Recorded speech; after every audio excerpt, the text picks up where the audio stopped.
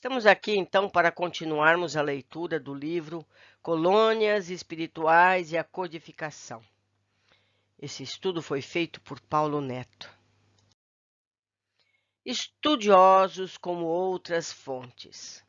Primeiramente, destacaremos 4 personagens, os quais colocaremos em ordem de publicação de suas respectivas obras.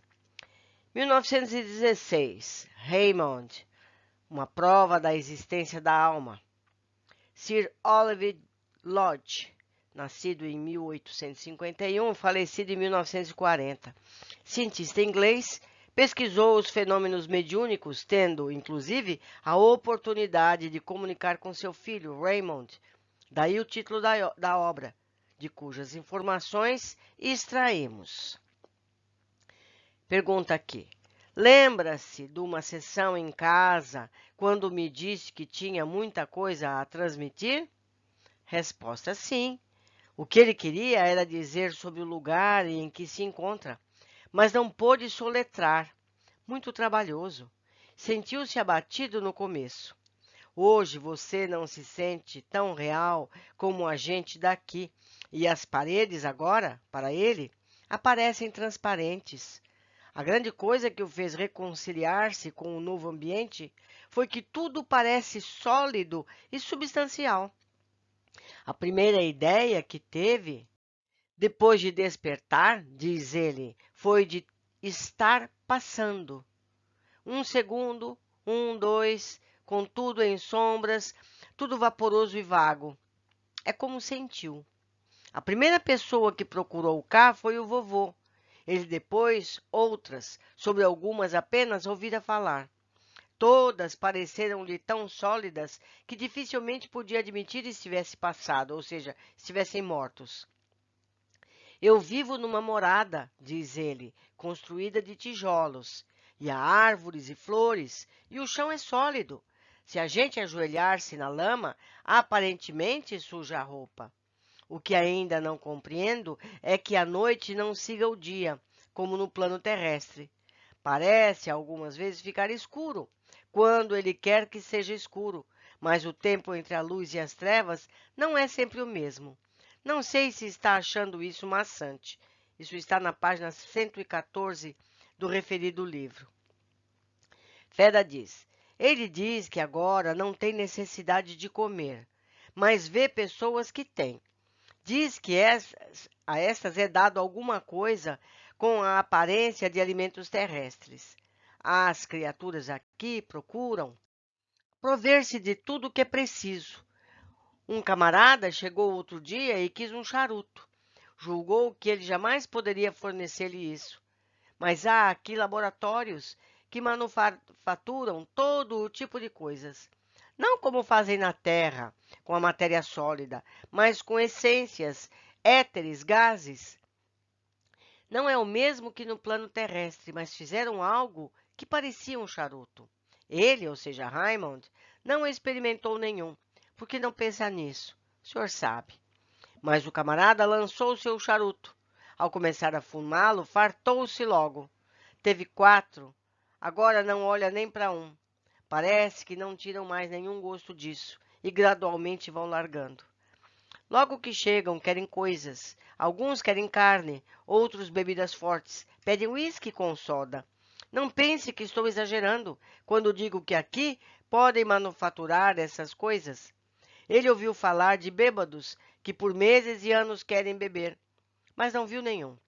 Os que tenho visto, diz ele, não querem mais beber, como aconteceu com sua roupa, que nas novas condições em que ele está, dispensa. Isso está na página 120 e 121, o livro Lodge, edição de 2012. Um pouco mais à frente, Oliver Lodge faz a seguinte observação relacionada com esta última transcrição. Sei que alguns dos relatos podem parecer absurdos, especialmente os que falam da situação no outro lado. Asserções que não são nem evidências, nem verificáveis e que por isso somos tentados a suprimir ou a fazer com que não surjam. Em outra parte deste livro, dou minhas razões para proceder de modo contrário, anotando-as como surgem. na edição de 2012, está na página 124. Transcrevemos estas razões, mas continuando as descrições de Raymond. Feda, diz ele, é um lugar tão sólido que ainda não venci os obstáculos, admiravelmente real. Ele falou a seu pai de um rio. O mar ainda não viu. Encontrou água, mas não sabe se encontrará o mar. Está a cada dia fazendo novas descobertas. Muita coisa é nova, mas não para os que já de algum tempo vivem aqui. Ele entrou numa biblioteca com seu avô, o vovô William, e também com alguém de nome Richard, e diz que os livros são os mesmos que vocês leem. Agora, uma coisa extraordinária.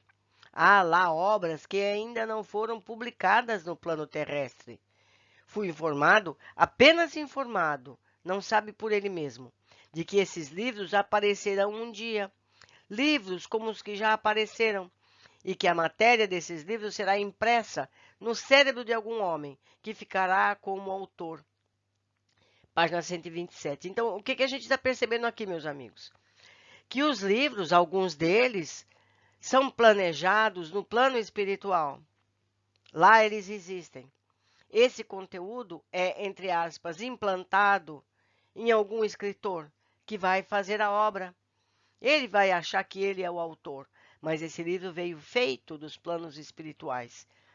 É um tipo de mediunidade, não resta dúvida. Mas vamos continuar. Lady Lodge pergunta, há aí ruas, então? Feda responde, sim, Raymond. Gosto de ver as ruas e as casas. Em certo tempo, pensei que podiam ser criações do nosso pensamento. Todos gravitam para um lugar que lhes é adequado. Mãe, não há juiz nem tribunal, só gravitação. Eu faço agora um parênteses aqui. Há um vídeo em nosso canal que fala sobre isso. Nós temos o nosso peso específico espiritual. E nós vamos para a região em que o nosso peso específico é compatível. Então, a gente vai para o lugar certo. Se nós queremos ir para um lugar melhor, mais sutil, nós devemos aqui, já, atualmente, encarnados, elevarmos o nosso padrão para podermos estar num plano mais alto. É física isso, não é julgamento, é física. Continuando. Tenho visto chegarem rapazes cheios de más ideias e vícios. Vão para um lugar em que eu não quero ir. Mas não é exatamente o inferno, mais parecido com um reformatório. Lugar onde lhe é dado o ensejo de melhoria. Quando almejais algo melhor, tendes oportunidade de o conseguir. Eles gravitam juntos, mas ficam tão enfastiados. Aprendei a ajudar-vos a vós mesmos, e imediatamente sereis ajudados. Muito igual ao vosso mundo aí, só que não há deslealdade nem injustiça. Uma lei comum age para todos e para cada um. Isso está na página 139 da edição de 2012. Nós estamos vendo, meus amigos, que esse texto foi feito por alguém não religioso. E nós estamos encontrando aqui detalhes idênticos ao que nós encontramos na literatura espírita. Não é mesmo? Não há por que duvidar. Essas pessoas não tinham interesse nenhum de inventar tudo isso, mesmo porque elas não tinham fonte nenhuma dessas realidades. Continuando. E finalizando, trazemos as considerações de Lodge mencionadas um pouco atrás. Objeções contra as substâncias das comunicações. No concernente à substância das comunicações recebidas do outro lado, a dificuldade maior é a explicação da semelhança entre as condições do além e as da Terra. Surge a pergunta: como isso é possível? Minha resposta é simples, provavelmente por causa da identidade do observador. Não dogmatismo, mas raciocínio que no quantum a personalidade humana permanece a mesma. O seu poder de interpretação será o mesmo que costumava ser aqui. Em consequência, se interpretamos de uma certa maneira o nosso mundo material, dessa mesma maneira interpretaremos no mundo etéreo, sempre através dos sentidos que apenas diferirão em detalhes. O mundo externo, como o percebemos, está na dependência dos nossos poderes de percepção e interpretação. Do mesmo modo, um quadro ou qualquer obra de arte, a coisa em si, seja qual for o significado disso, talvez jamais a conheçamos. Admito que a proposição constitui uma dificuldade, mas a evidência do ponto vem ser firmando. Desde Swedenborg, o outro mundo será sempre representado como extraordinariamente semelhante ao nosso. E embora isso leve ao ceticismo, admito que corresponde a alguma realidade. Este outro mundo parece consistir na contraparte etérea deste, ou melhor, só há um mundo do qual vemos o aspecto material, e eles veem o aspecto imaterial. A razão disso estará na similaridade ou identidade do observador. Um sistema nervoso interpreta ou apresenta ao espírito cada estímulo proveniente do exterior, do modo específico ao qual está acostumado, qualquer que seja a natureza real deste estímulo. Uma pancada nos olhos ou a pressão sobre a retina é interpretada como luz. A irritação do nervo auditivo é interpretada como som. Quer dizer que só de um modo mais ou menos costumeiro é que podemos interpretar as coisas. Entremos em detalhes. A acusação de admitirmos o fumar e o beber como em voga entre os habitantes do outro mundo parece-nos profundamente injustificada e falsa. Uma citação desta, no contexto, frequentemente leva a ironias. O que meu livro revela implica de maneira clara que eles, no além, não ocupam o mesmo tempo com isso, nem que isso seja coisa natural no ambiente. Basta o bom senso para a interpretação no caso. Se existem lá comunidades, claro, que não serão fixas ou estacionárias, constantemente estarão recebendo elementos novos. Meu filho é representado como dizendo que quando elementos novos chegam e ainda se acham em estado de tonteira, dificilmente reconhecem onde se encontram e que pedem toda sorte de coisas, ainda muito influenciados pelos desejos da terra. Ora, ou muito me engano, ou isso é uma lição ortodoxa. Os desejos das pessoas sensuais podem persistir e tornar-se parte da sua punição. Sobre o assunto, alguém me mandou uma citação do Diário Espiritual de Swedenborg, volume 1, no parágrafo 333. As almas dos mortos levam do corpo a sua natureza, e por isso continuam a julgar-se no corpo. Manifestam desejos e apetites, como o de comer e outros, de modo que essas coisas, pertencentes ao corpo, ficam impressas na alma. Assim, as almas retêm a natureza que levam do mundo, e só com a marcha do tempo a perdem. Está na edição de 2012 de Lodge, na página 188 a 190.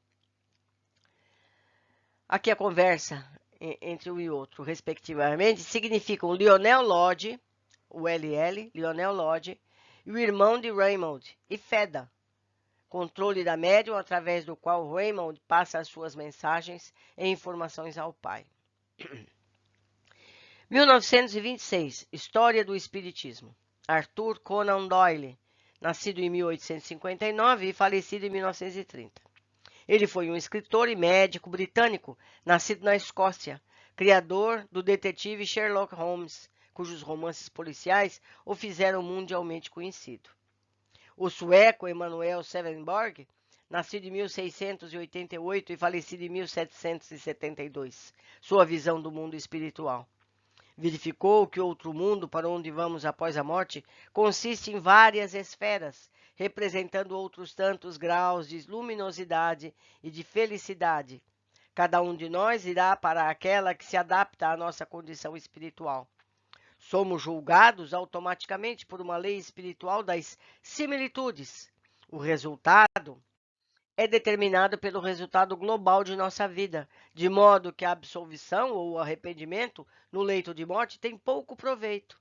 Nessas esferas, verificou que o cenário e as condições deste mundo eram reproduzidas fielmente do mesmo modo que a estrutura da sociedade. Viu casas onde viviam famílias, templos onde praticavam o culto, auditórios onde se reuniam para fins sociais, palácios onde deviam morar os chefes. Isso está no livro de Doyle, de Conan Doyle, de 1990, edição de 1990, na página 38.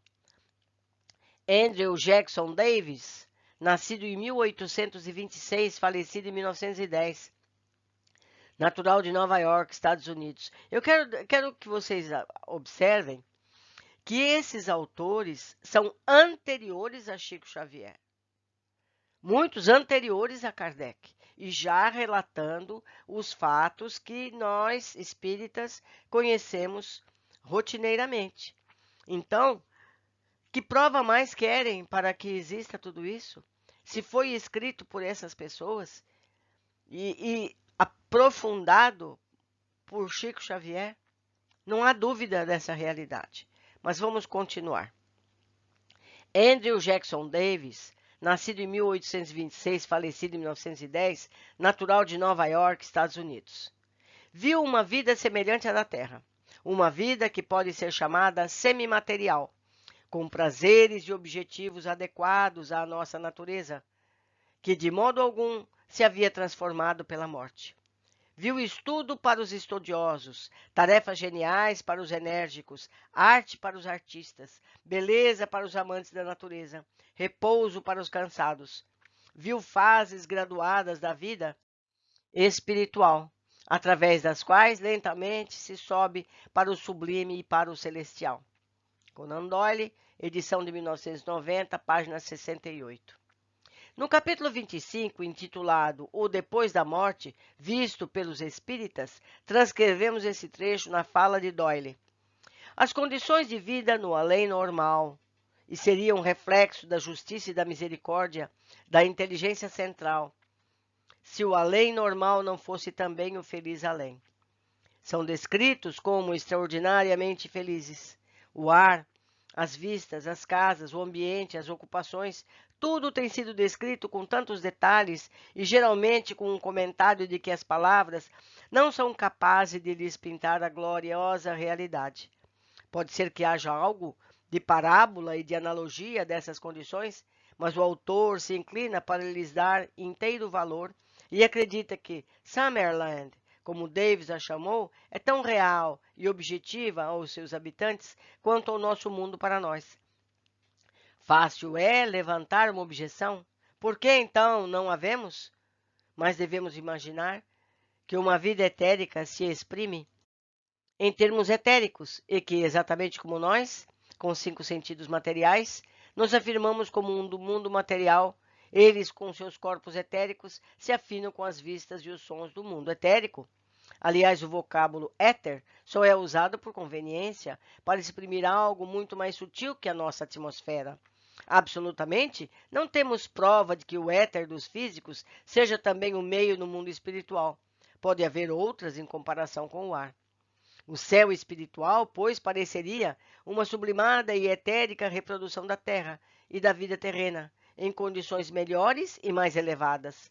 Embaixo como em cima, dizia Paracelso, e fez soar a nota fundamental do universo quando proclamou.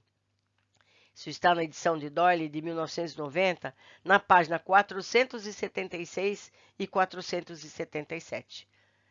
Antes de passar para o próximo caso, vejamos o que José Herculano Pires, nascido em 1914, falecido em 1979.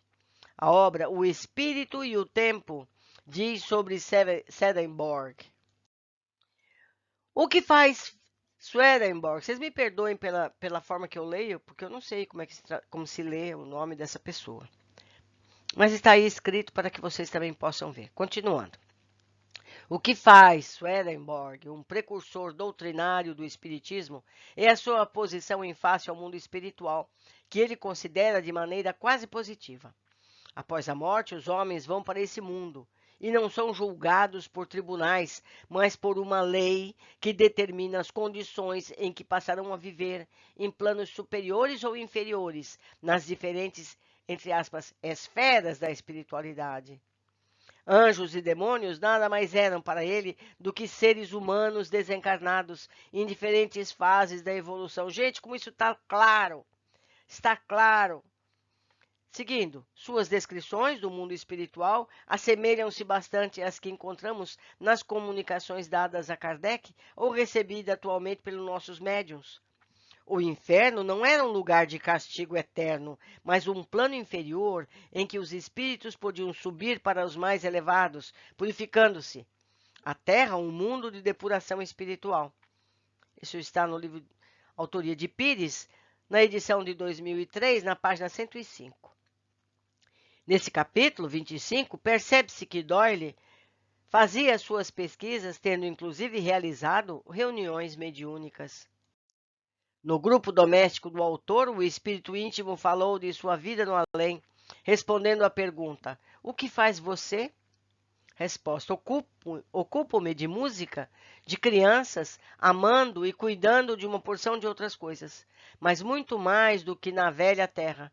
Nada aborrece a gente aqui. Isso torna tudo mais feliz, mais completo. Fale acerca da morada. É bonita? Nunca vi uma casa na terra que se comparasse com ela. Tantas flores, um mundo de cores em todas as direções, e tem perfumes tão maravilhosos, cada qual diferente, mas tão agradáveis. Vê outras casas? Não. Se o fizesse, estragaria a paz. A gente só às vezes procura a natureza. Cada casa é um oásis, se assim posso dizer. Além, há cenários maravilhosos e outras casas cheias de gente querida, suave, brilhante, risonha, alegre, pelo simples fato de viver em tão maravilhoso ambiente. Sim, é belo.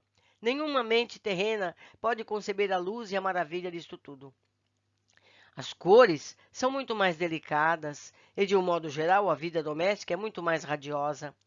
Outro resumo do grupo doméstico do autor talvez seja permitido, de vez que as mensagens foram misturadas com muitas provas que inspiram a mais completa confiança naquela que estão ligados os fatos. Pelo amor de Deus, sacuda essa gente, esses cabeçudos que não querem pensar. O mundo necessita desse conhecimento. Se ao menos eu tivesse tido total conhecimento na Terra, ele teria alterado a minha vida. O sol teria brilhado sobre meu caminho sombrio se eu tivesse conhecido o que está à minha frente. Nada é chocante aqui. Não há atravessadores. Estou interessado em muitas coisas, a maioria delas humanas, o desenvolvimento do progresso humano e, acima de tudo, a regeneração do plano terreno. Sou um dos que trabalham pela causa do braço a braço convosco. Nada temais, a luz será tanto maior quanto maior a escuridão que tiverdes atravessado. Voltarei muito em breve, se Deus quiser. Nada poderá opor-se, nem as forças das trevas prevalecerão num minuto contra a sua luz. Todo o trabalho em massa será varrido. Apoiai-vos ainda mais em nós, porque a nossa capacidade de ajuda é muito grande. Onde estais? É tão difícil explicar-vos as condições aqui.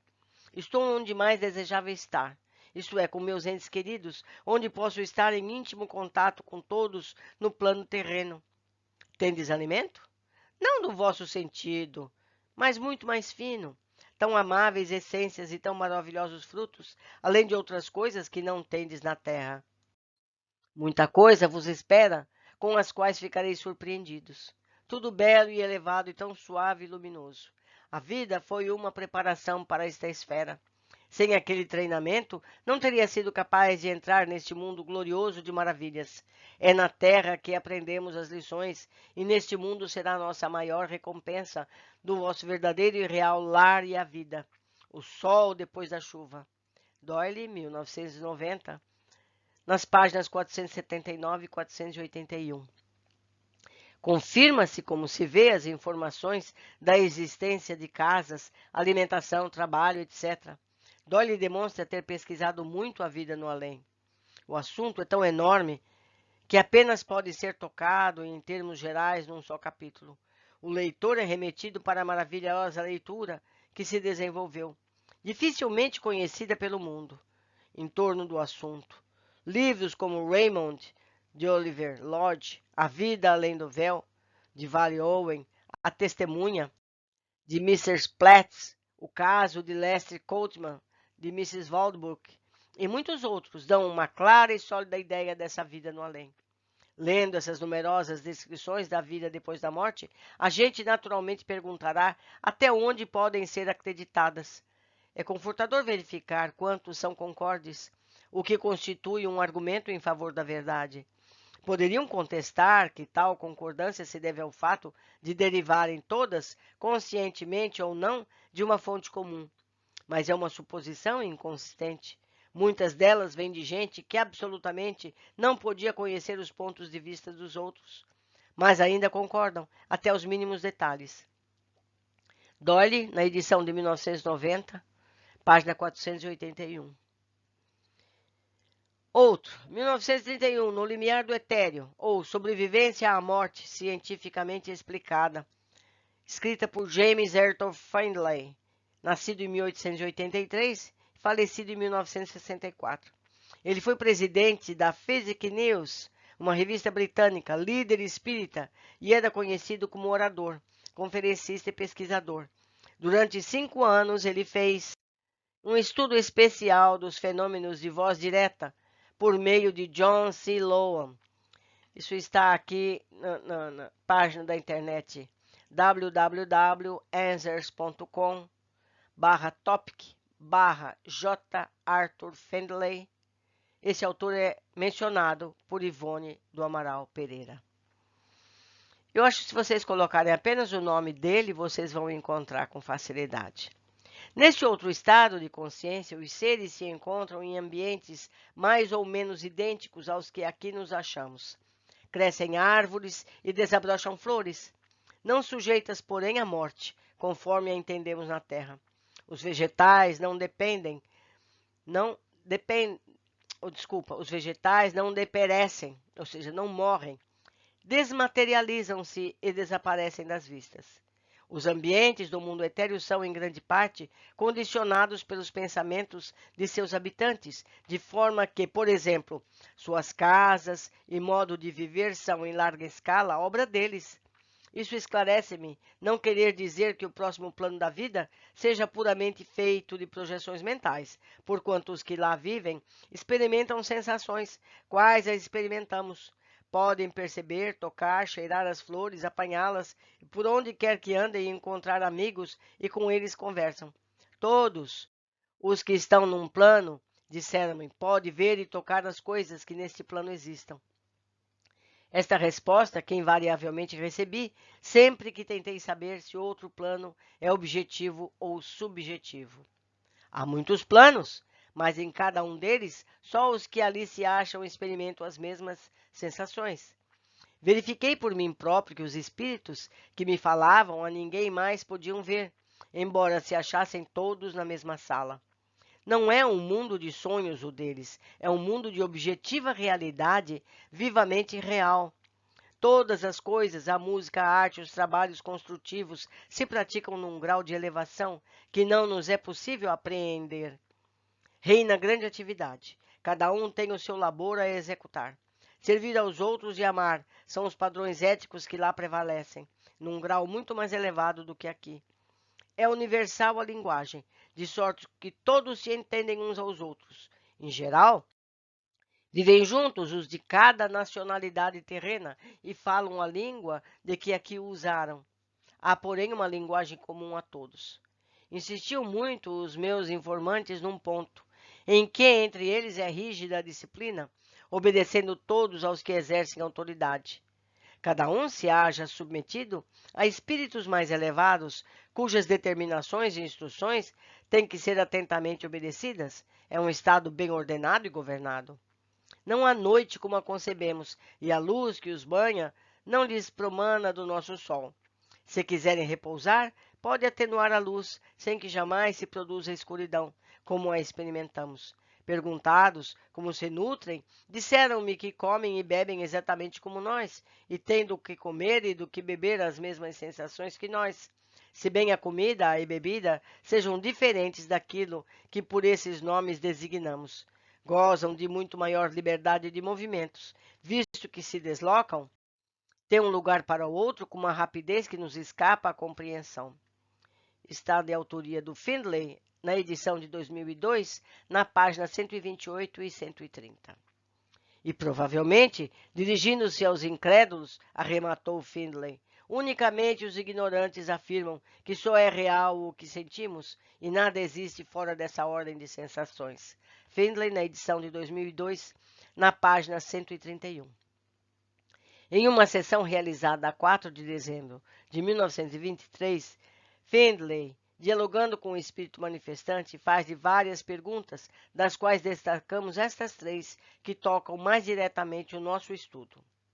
Comeis e saboreais o vosso alimento? Resposta: comemos e bebemos sim, porém não como entendeis, o beber e o comer. Para nós é uma condição mental. Saboreamos mentalmente o que comemos, não corporalmente como vós. Assemelha-se a vossa vegetação? De certo modo, mas é muito mais linda. Como são as vossas casas? São quais as queremos. As vossas aí são primeiro concebidas em mente, depois do que se junta à matéria física para construí-las de acordo com o que imaginastes. Aqui temos o poder de moldar a substância etérea, conforme pensamos. Assim também as nossas casas são produto de nossas mentes. Pensamos e construímos, é uma questão de vibração do pensamento, e enquanto mantivermos essas vibrações, conservaremos o objeto que durante todo esse tempo é objetivo para nossos sentidos. Está de autoria de Findlay, na edição de 2002, páginas 137, 140 e 41. Essas explicações são bem oportunas e podem nos servir para entendermos melhor como são as coisas no mundo espiritual. Quarto item, 1932, A Vida em Outro Mundo, escrito por Caibar de Souza Schuttel, 1868, falecido em 1938. Em 1904, toma contato com o espiritismo e, a partir daí, foram 34 anos como espírita convicto, onde, ao mesmo tempo em que se dedicava à divulgação do espiritismo, exercitava a prática da caridade. Nas orelhas, nas laterais da obra está: transcrevemos alguma coisa de sua obra, porquanto são relevantes para o nosso estudo.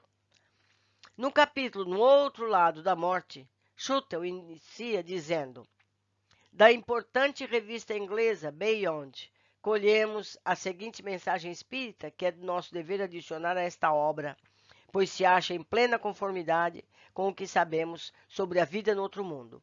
Schuttel, edição de 2011, na página 61. Dessas citações, transcrevemos o seguinte trecho. Algumas pessoas se comprazem em fazer casas dessas coisas encantadoras.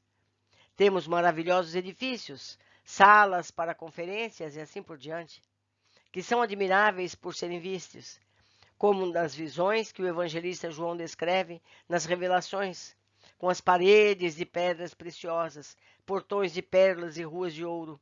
Esses lugares maravilhosos são muito interessantes para serem visitados, como, na Terra, se vai a belos e notáveis palácios. Naturalmente, os daqui são muito mais belos para conferências, reuniões e música do que qualquer edifício por mim visto na Terra. Para mim, porém, as belezas naturais das árvores, montanhas, flores e rios, que são todos tão perfeitos, dão mesmo o encanto que eu sempre gosto de procurar nesses lugares gloriosos da natureza.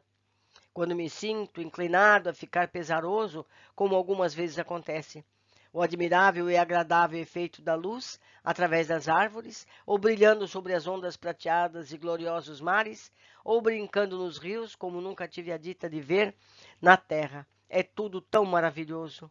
Os rios são gloriosos, tão perfeitamente puros e incorruptos, que dentro deles podemos andar, sentar na água, senti-la, cobrirmos-nos e dela sairmos refrescados e revigorados. E ainda mais a água, evaporando-se em contato com o brilho solar, não deixa sensação nenhuma desagradável. Tudo isso é tão delicioso que só afaga um desejo, a vossa participação em tudo que desperta o prazer de viver intensamente a vida celeste. Autoria de Schuttel, na edição de 2011, na página 63 e 64. Agora veremos a opinião do próprio Schuttel.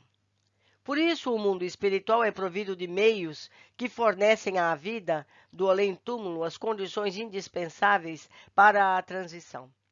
Por exemplo, dizem as entidades do espaço que lá existem hospitais, onde são tratados aqueles que passam por longas enfermidades, e os quais, por condições de atraso, não percebem o mundo dos espíritos em sua realidade. Aí são curados e depois instruídos sobre a nova situação, até que se adaptem ao meio em que se acham. Assim também sucede com a alimentação. Ausentes, muito materializados, que chegam ao mundo espiritual sem compreenderem a transformação por que passaram e têm ainda a sensação de fome e sede, lhes são ministrados alimentos em instalações especiais, até que, adaptados ao meio em que iniciam a nova vida, compreendam que não têm mais necessidade desses alimentos que julgavam precisos para a sua manutenção.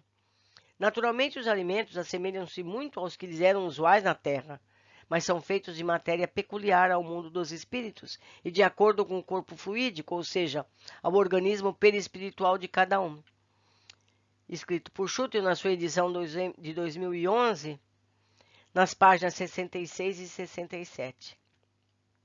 Acrescentaremos ainda que, imediatamente a seguir, Schutel ressalta sobre isso. Não podíamos deixar de narrar todas essas particularidades do mundo espiritual que não deixam de ser lógicas, de acordo com a lei da evolução, que não admite bruscas transições, o que proporciona sempre períodos intermediários para suavizar as mudanças que ocasionam grande abalo e maior perturbação ainda ocasionariam se fossem excluídos os meios precisos para essas transições. Isso tudo demonstra que o mundo espiritual não é uma concepção abstrata, uma miragem, um vácuo inconcebível, sem sanção da inteligência, mas sim um meio concreto para onde encontram as condições indispensáveis para as adaptações e o progresso do espírito. Já havíamos recebido essas revelações há muitos anos, contudo, tínhamos conservado as mesmas como lição de caráter puramente familiar e sujeita, portanto, à observação. É sabido que as revelações da verdade têm caráter coletivo. Se de fato a nossa procedesse dessa fonte, outros também recebê-la-iam em todo o mundo. Se isso acontecesse, julgaríamos essas revelações transcendentais, realmente dignas de atenção e até de experimentações novas com outros médiuns para sua melhor confirmação. Com efeito, em diversas obras inglesas, norte-americanas, francesas, vemos hoje a reprodução detalhada dessas mensagens. O plano espiritual desenterra o oculto e concorre para que conhecemos o futuro que nos espera, assim como nos dá a conhecer desde já em que consiste a outra vida e quais os meios facultados nessas regiões, os entes que nos são caros para a aquisição de uma felicidade duradoura e de um progresso para a luz e a verdade. Escrito por Schutel na sua edição de 2011, na página 67 e 68. Eu vou deixar na área dos comentários toda a bibliografia para que vocês possam, com conforto, ir lá buscar e procurar esses livros, seja em PDF, seja em livro físico. Seguindo. Essas falas de Schutel são claras demais, se não será necessário nenhum comentário, a não ser ressaltar que aquilo que lhes foi revelado e que guardou em segredo foi confirmado por outras fontes, razão pela qual ele resolveu divulgar. Vejamos agora dois estudiosos mais recentes. Em Herculano Pires, na obra O Espírito e o Tempo, deparamos com essas explicações sobre o plano espiritual.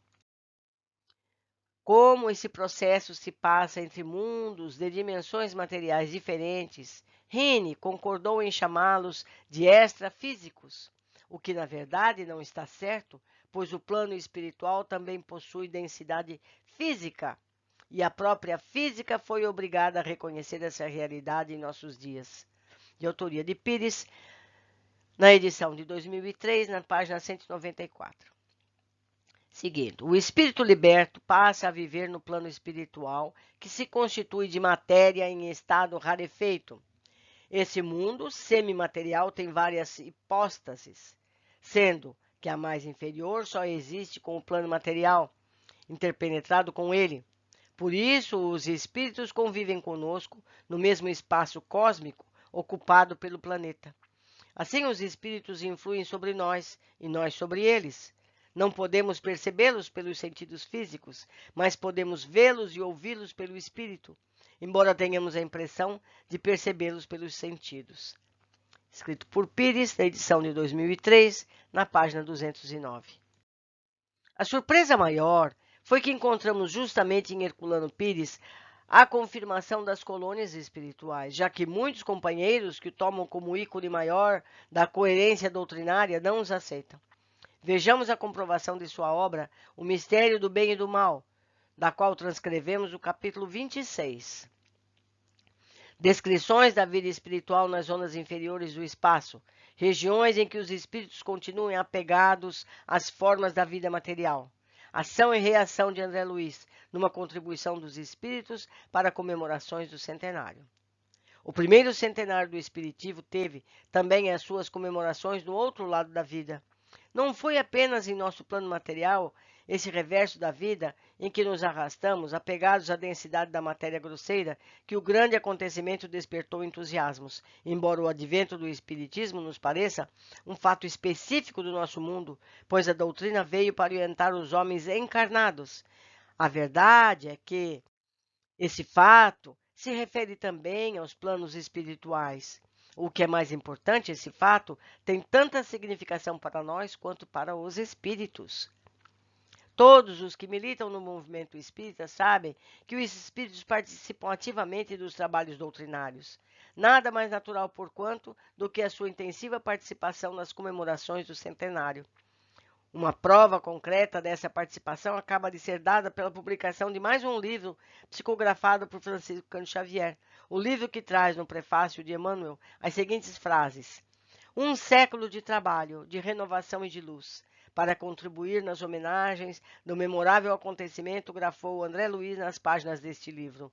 Como se vê, Ação e Reação, novo livro de André Luiz, que a Federação Espírita Brasileira acaba de publicar. É uma contribuição espiritual para as comemorações do centenário.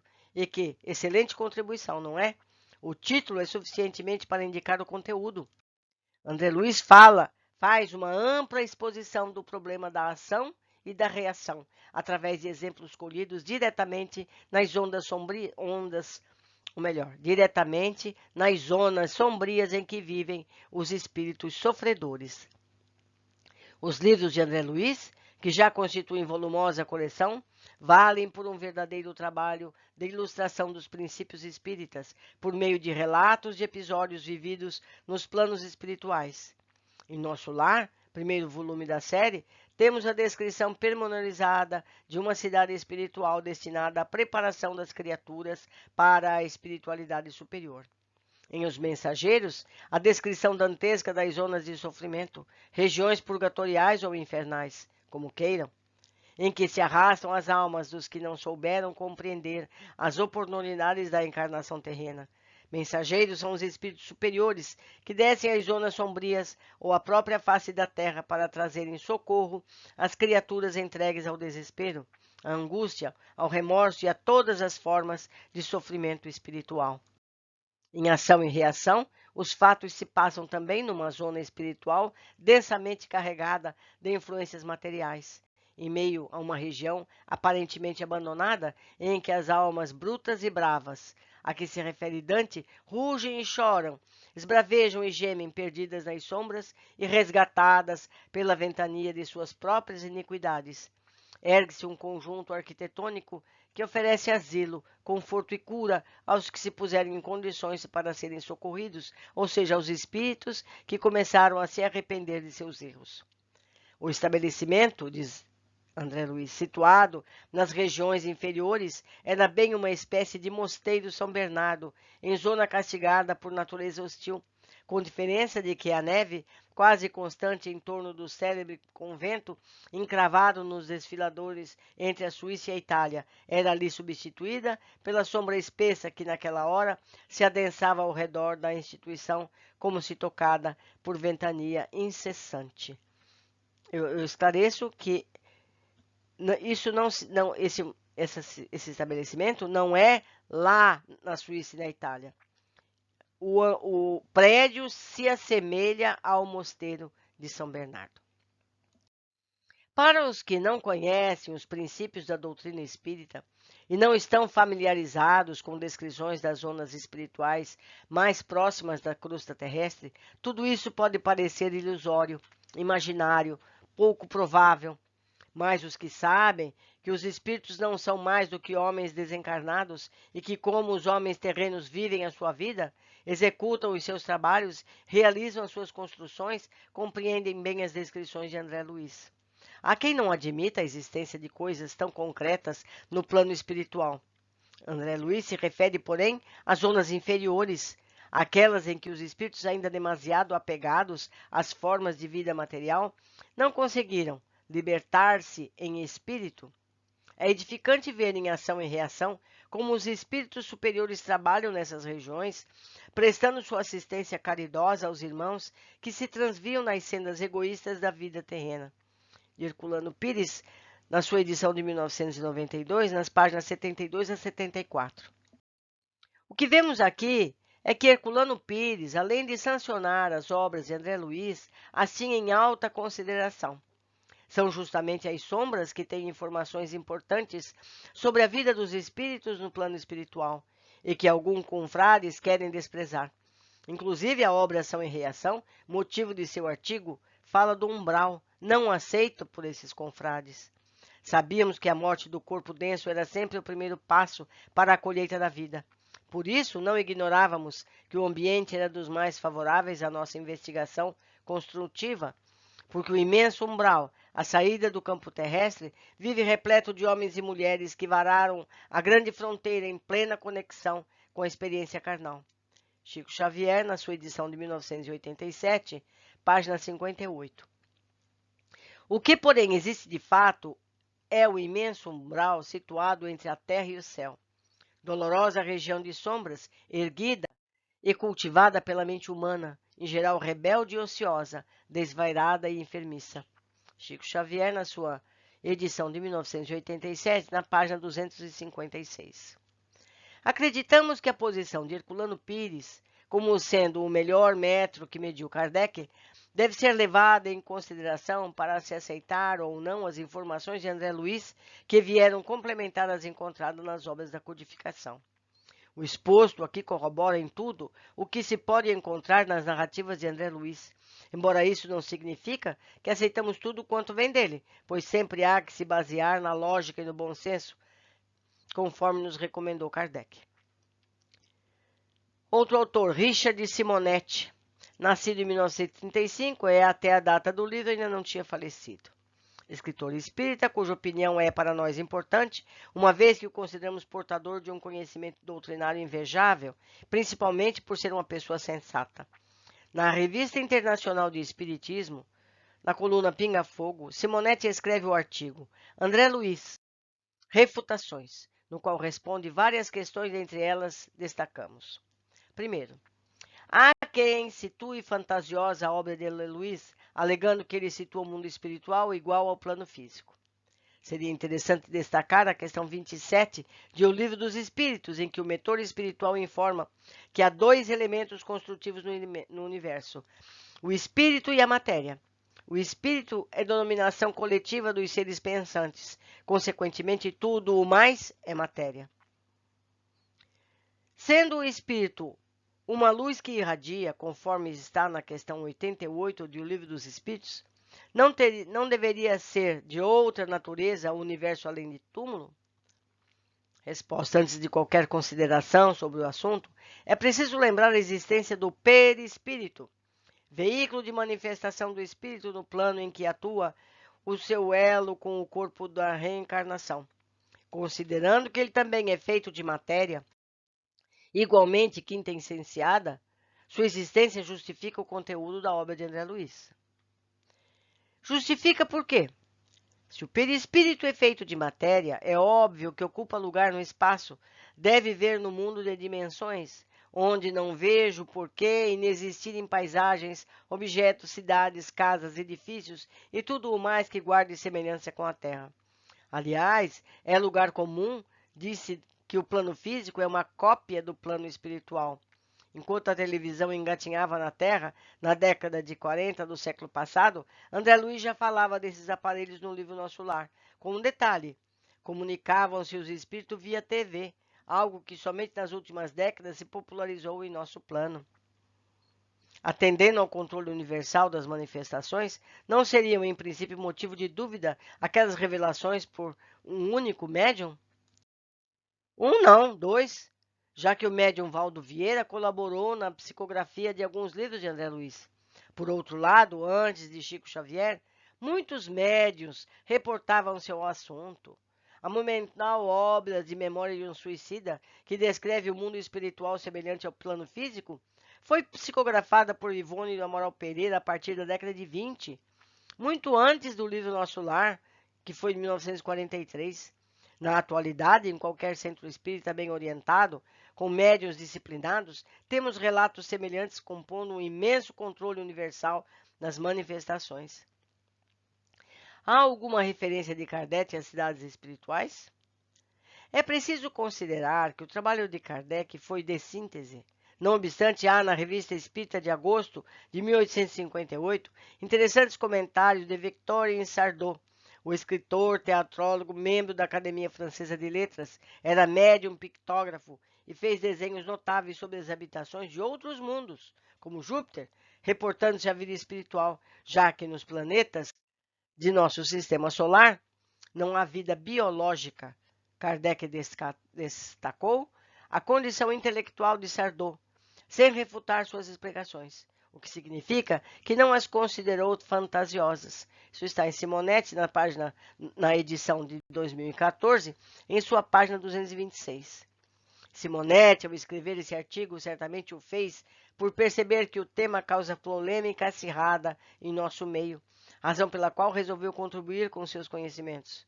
Para que não mais existam dúvidas sobre o assunto em foco, recomendamos todas as obras aqui mencionadas e o livro Colônias Espirituais, mesmo sem ser transcrito nada dele aqui, no qual, da autora Lúcia Maria Farida Loureiro de Souza, nascida em 1944 e até a edição desse volume, ainda não tinha falecido. Ou simplesmente Lúcia Loureiro apresenta uma profunda pesquisa sobre esse instigante assunto. Terminamos mais um capítulo que foi extremamente rico em fontes de estudo e pesquisa. Todo esse material, toda essa bibliografia estará anotada na área de comentários para que vocês possam se servir dela para buscar a obra completa. Foi um prazer estar com vocês. Eu aguardo a todos no nosso próximo encontro. Um abraço.